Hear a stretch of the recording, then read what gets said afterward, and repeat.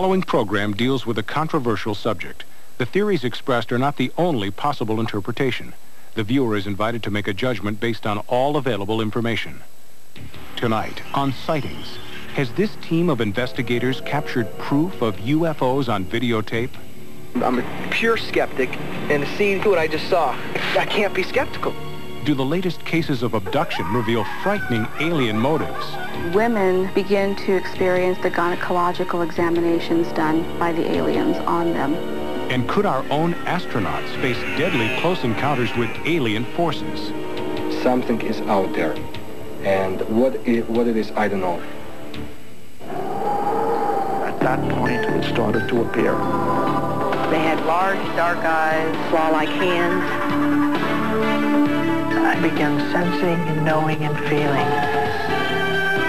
I do believe in life after death. I mean, I've been there. We have not scratched the surface of what the mind can do. It's a connection with the unknown.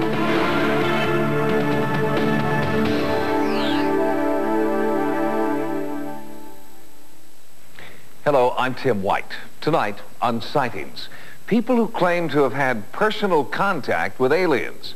They tell bizarre stories of abduction, and they suggest their captors have sinister motives.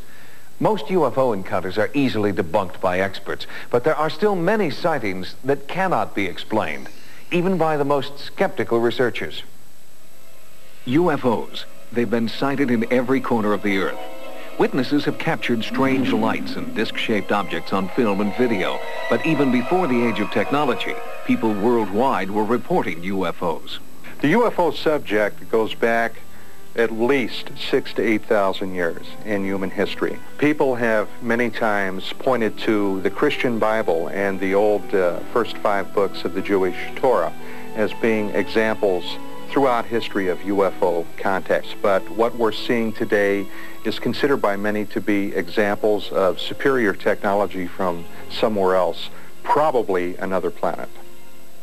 Some places have become legendary as UFO hotspots. Gulf Breeze, Florida, Roswell, New Mexico.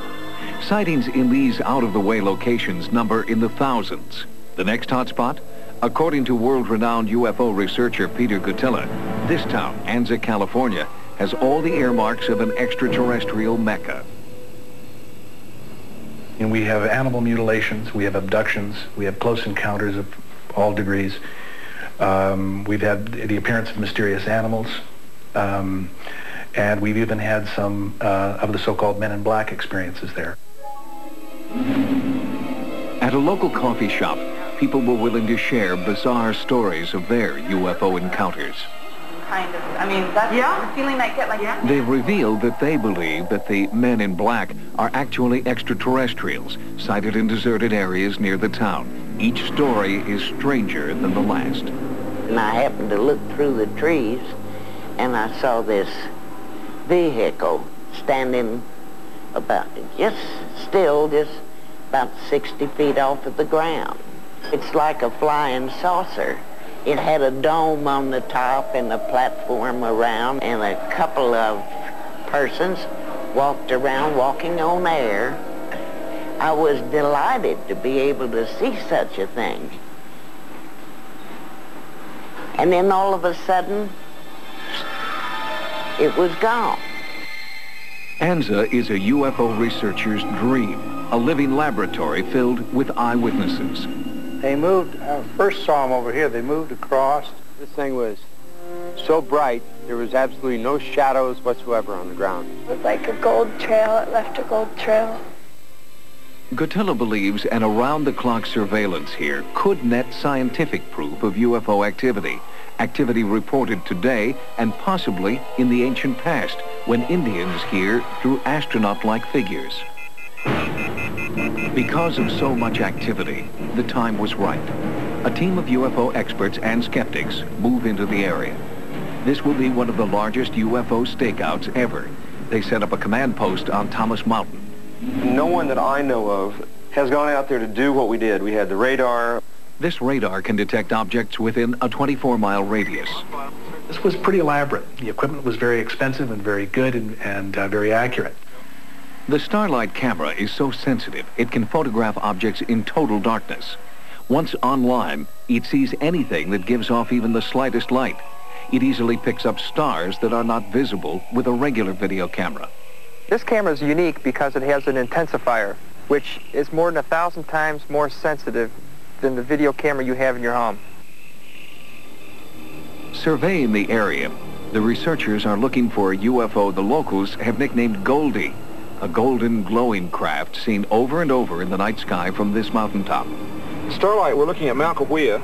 This is where Goldie, or the UFO, which has been seen about 50 times in the past 3 or 4 years, usually appears. It appears in this area. It has been seen actually all across Mount Cahuilla. This is Mount Cahuilla here. The team gathers data and keeps meticulous notes. They continually monitor the sky. Then, unexpectedly, they're visited by witnesses. Debbie Steinberg didn't want to talk about her experience in town. She hiked to the stakeout area for a private meeting with researchers. This was about 10:30 at night that it started. And I closed my eyes, and when I opened them again, I found myself in a room, and I was laying on a table, and I had 6 beings, and I couldn't tell you what they were doing because I really don't know. But I remember the one that was on the left of my head took something from my head. Researchers at the stakeout say that Debbie's story fits the classic pattern of what is known as a UFO abduction experience. I believe that the abduction phenomenon is real, that it is extraterrestrial, that people are basically describing events that are happening to them with an objective reality. Dr. Jacobs has investigated UFO abductions in his bestseller, Secret Life. Usually the abduction phenomenon begins in childhood and goes all the way through old age, and so they've had a series of experiences throughout their life. This is a rendition of the craft I saw when I was 4 and my brother was 3, and where I was zapped with light. This is a drawing of what I call the silhouettes. I'm very afraid of this rod this one carries. The eye is long, long and thin and very black. There was some eye contact, but it was like you and I are making eye contact right now. It's not that we're looking at each other's eyes, but we're more like reading each other's minds. That's more like what it was. I'm a hypnotherapist. I am now specializing in UFO abduction cases. Yvonne Smith heads an abduction support group where people can share their experiences and discuss their feelings. I was 6 years old, and I lived in Georgia, near Macon, Georgia. And I just remember it was in the middle of the night, and I woke up, and I was staring at the side of the head of the being, and I started to panic, and a couple of the beings in the craft subdued me somehow. And they had a very large instrument that came over my head, and they showed me a little BB looking thing, and they told me they were going to put it up my nose. But then this instrument came over my head and punctured the soft palate of my mouth, and it hurt very bad. And the next thing I knew, I was being placed back in my bedroom. I'm finding in my cases many chilling similarities.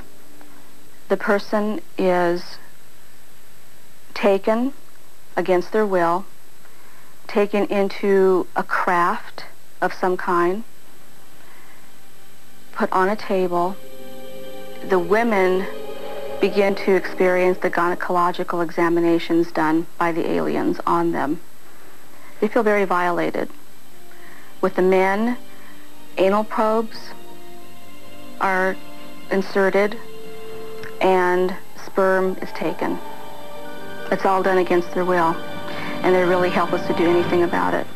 Coming up, the abducted relive more terrifying experiences through hypnotic therapy. During some abductions, I'm aware of their taking sperm samples. And later, our UFO investigation in Anza, California continues. Regression therapy is an extremely controversial method in which abductees relive their UFO encounters under hypnosis. Some scientists suggest that what they're actually reliving might be repressed emotional trauma or subconscious fears from childhood. But for the abductee, the alien encounter is very real. In abduction cases, many times the person will remember consciously that something strange or bizarre happened to them, something out of the ordinary. They desire to go into hypnosis to retrieve the hidden memories. During some abductions, I'm aware of them, of their taking sperm samples in many different ways. They've done it in many different ways. With tubes, with like catheters. There's one way I have not been able to deal with emotionally or under regression, and that's one where there's a being on top of me, and I can't deal with that yet. Under hypnosis, Jesse Long is reliving trauma that he believes is caused by his abduction experience.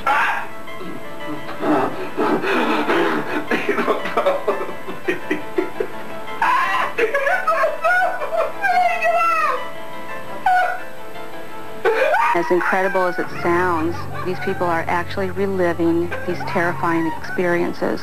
Long claims to have not only emotional scars, but real physical scars as well. Even more disturbing are stories from women who believe they were abducted for breeding purposes. As incredible as this may sound, we have come across in the research cases having to do with missing fetuses. I remember they numbed me from the waist down, and they took something that looked like an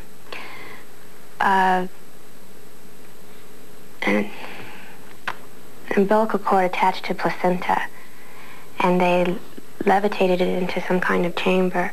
Later abduction scenarios, she is actually shown a baby. Now, this baby is not like a human baby that, as we know it. It's a cross between an alien and a human. It's the central question of UFO research today. Why are they manufacturing these offspring, these babies? If we knew the answer to that, I think we would have a large part of the UFO mystery finally in hand. Not every reported encounter with an alien is frightening and traumatic. Some people who claim contact with extraterrestrials tell us that for them, the encounter was a peaceful communication. That was certainly the case for Dorothy Izad of Vancouver, British Columbia. I went over to the window, looked out, and there was this enormous thing up in the sky. It was in the shape of a diamond. And as I watched it, like there was a whole group of little, like, silver dollars that came out of the large ship. Dorothy and her family reported that UFOs appeared every night. I've been with her. I've seen these things. We all went down and we saw the phenomena, flying in formation, streaking across the sky, this sort of thing. She tells me what they are, but I'll never be convinced until they drag me screaming and kicking into one of their ships. And I'm afraid that's my nature, and that's where it'll stay. I found that through the test that this person is telling the truth, whatever she's doing, and that she's honest, and she's a very average, normal individual. This is what witnesses have seen. These are not street lights, airplanes, or other conventional lights. This is actual footage of unidentified flying objects. This is a single frame of Dorothy's film, equivalent to 1/18th of a second. The streaks do not appear on the frame before or after this one, suggesting that the light is moving great distances in an 1/18th of a second. We looked up into the sky, Dorothy too, and she went to the window, and she looked up, and she said, "Oh, come on. Do something for my friends. They've been here for so long." And right away, 3 shafts of light, as bright as anything, just shot right up into the air where we were watching. My communications with the light beings are that they're very worried about us humans, because we usually do things without thinking. The weapons we build, the way we raping the earth, without thinking of the consequences. Although it does not appear that this film has been altered. Skeptics believe these images are the result of light phenomena emanating from Earth, not UFOs. But Dorothy believes these lights are alien spacecraft and that she can communicate with the creatures inside. Coming up, what caused an unmanned Soviet probe to be knocked out of Martian orbit? This is something that most likely destroyed the Phobos 2 mission to Mars. And it can do it again. And our hunt for UFOs in the Southern California desert continues. The greatest challenge for a serious UFO researcher is finding hard evidence. Film and videotape are easily faked, and skeptics distrust first-person accounts. The team we followed into the California desert made every effort to maintain a scientifically valid investigation. All kinds of state-of-the-art technology continue to arrive at the surveillance site. This radar works like any other radar. It's a precision piece of equipment which utilizes radio waves, which are bounced off a given target to determine its relative size, speed, and location. And that's how it communicates. Theoretically, radar signals could also be picked up by an alien craft. Another signaling device is this laser. This high-powered laser acts as a beacon, but researchers also fear it could be interpreted by approaching craft as a hostile act. On this laser here, you would probably be able to see it reflect off a surface approximately 2 to 3 miles away, although the laser beam does continue on to infinity. So if I was to shine the laser straight up, it would continue on beyond the Earth's atmosphere and continue on forever. Most UFO research is privately funded, but the U.S. government is now launching its own search for extraterrestrial intelligence with a NASA program known as SETI. SETI stands for Search for Extraterrestrial Intelligence, and it's an effort by NASA and a fair number of astronomers to look for life in the galaxy. We're going to turn the world's largest telescopes toward the heavens with the idea of looking for some signs that we're not alone in the universe. The idea is to listen for radio signals that might be deliberately or perhaps even accidentally transmitted by other civilizations. Any signals from space will be analyzed by a sophisticated computer system to determine if an alien life form is trying to communicate with us. It's been said that in the first 30 seconds of this new NASA experiment, we'll collect more data than all the experiments of this type that have collected in the last 30 years. So that's a big step forward. While the U.S. looks for proof of alien spacecraft, the Russians believe they already have proof. In 1988, the Soviet Union launched 2 unmanned probes to explore Mars and the space around the planet. Phobos 2 achieved Mars orbit in January of 1989. However, something then occurred which there is apparently no prosaic explanation for. According to the Russians, they encountered with their unmanned craft an anomalous object, or a UFO, which was computed out to 25 kilometers. What we have is an infrared photograph taken from the Phobos 2 probe. This is the Martian moon Phobos. This is the UFO that apparently the Phobos 2 craft encountered. What happened was the craft observed the UFO, it took some photographs of it, then, according to Soviet sources, this UFO turned toward the Phobos craft. The Russians then lost contact with it, and the craft has been gone ever since. I think it took out Phobos 2 mission because Phobos 2 saw something it was not supposed to have seen. If I were in a spacecraft now to Mars, especially to Phobos, I would feel terrified because, in my opinion, based on the knowledge that I have, something is out there. And what it is, I don't know. But this is something that most likely destroyed the Phobos 2 mission to Mars. And it can do it again. Coming up, the startling results of our UFO investigation. And I'm totally freaked out. I mean, I've got shivers going all the way up my spine. From the outset of their investigation in Anza, California, the research team realized that the chances of capturing a UFO on film were extremely remote. But even with a skeptical eye to the skies, the team made a startling discovery. Maintaining the surveillance equipment and recording data has been a full-time job for researchers. 2 days and nights of hard work finally pay off. After day-long preparations, a strange light appears in the sky. The camera was not in position, but skeptical observers were. And I'm totally freaked out. I mean, I've got shivers going all the way up my spine. I don't know how to explain this. You know, I'm a pure skeptic, definitely. And to see what I just saw, there's, you know, I can't be skeptical.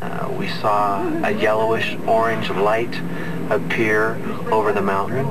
It traveled a little bit to our right and split off into two lights. And as we watched them, they began to fade in intensity, and after about 30 to 40 seconds, they disappeared from view. The sighting lasted only 15 seconds, but soon another UFO appeared, and this time the cameras were ready. The team captured this amazing UFO video. You guys watching this inside? It's going up. Going straight up. Go, go, go. 249. 249. We are presently watching this light, anomalous light, going, it's now rising above Mount Cahuilla. It appears to be more oblong or saucer-shaped than a conventional aircraft would be. This starlight videotape may be all we ever know about the UFO nicknamed Goldie. Neither U.S. military sources nor the FAA have a definitive explanation. Researchers in ANZA now have extensive logs and video, but none of it can yet explain who or what is out there. With so many sightings and contacts reported, even the U.S. government is now taking notice. NASA will spend $100 million over the next 10 years to scientifically search for intelligent life in the universe. One wonders if this mission will show that spaceships and extraterrestrials are more than science fiction. For Sightings, I'm Tim White. Good night.